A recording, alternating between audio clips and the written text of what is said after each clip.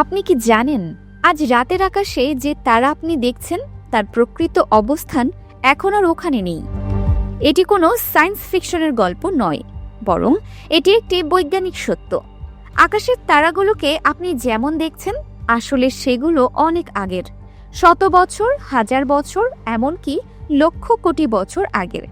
অবাক করার মতো বিষয় হলো এই চমকপ্রদ তথ্য আজ থেকে মাত্র কয়েক দশক আগে বিজ্ঞান আবিষ্কার করলেও পবিত্র কোরআনে এই তথ্য সম্পর্কে 1400 বছর আগেই ইঙ্গিত দিয়েছিল।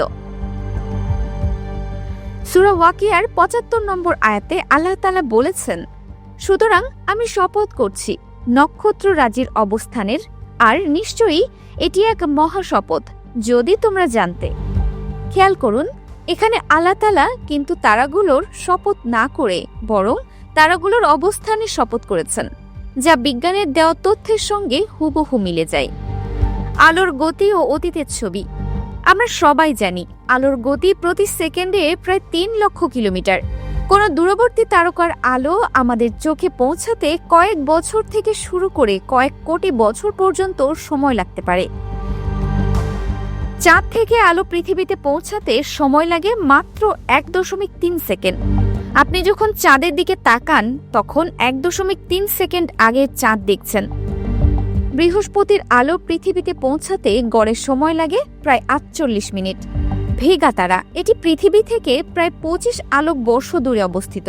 কাজেই আপনি যখন আকাশে ভেগা তারাটিকে দেখছেন তখন আপনি দেখছেন 25 বছর আগে ভেগার রওনা দেওয়া আলো।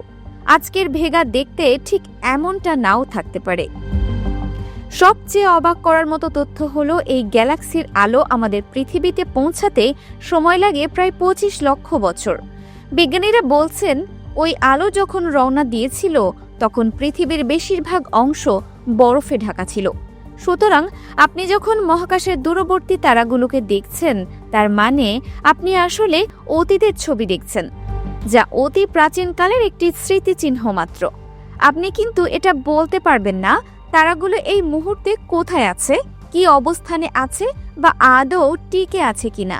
কোরআনের ব্যাখ্যাকারগণ শত শত বছর আগে থেকেই এই আয়াতের তাফসীর করেছেন বিজ্ঞানসম্মতভাবেই। ফাতহুল কাদিরে লেখা হয়েছে, মাওয়াকি শব্দটি মাউকা এর বহুবচন, যার এক অর্থ তারকারাজি ও গ্রহসমূহের অবস্থানস্থল, তাদের মঞ্জিল ও তাদের কক্ষপথসমূহ।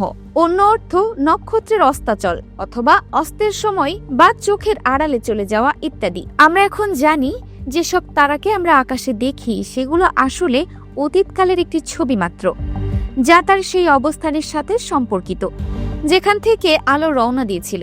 এ কারণেই বিজ্ঞানীরা বলেন, to look into space is to look back in time. আপনার চোখে যখন সেই দূরের তারা বা গ্যালাক্সির আলো আসে তখন সেটা টাইম ট্রাভেলের মতোই। এ কারণে বলা হয় আপনাকে টাইম মেশিন বা টার্ডিসে করে অতীতে যাওয়ার দরকার নেই, শুধু আকাশের দিকে তাকান। সূরা ওয়াকিয়ার 75 নম্বর আয়াতে আল্লাহ তাআলা ভবিষ্যতের জ্ঞান সম্পন্ন মানুষের জন্য একটি বার্তা ও চ্যালেঞ্জ ছুড়ে দিয়েছেন। দ্বিতীয় আয়াতে, আর নিশ্চয়ই এটি মহা শপথ যদি তোমরা জানতে, বলে আল্লাহ তাআলা বুঝিয়ে দিয়েছেন যে এই শপথের তাৎপর্য কত গভীর, যা বিজ্ঞানের অগ্রগতির সাথে সাথে আমরা জানতে পেরেছি এবং বুঝতে পেরেছি। Dinajpur TV multimedia desk.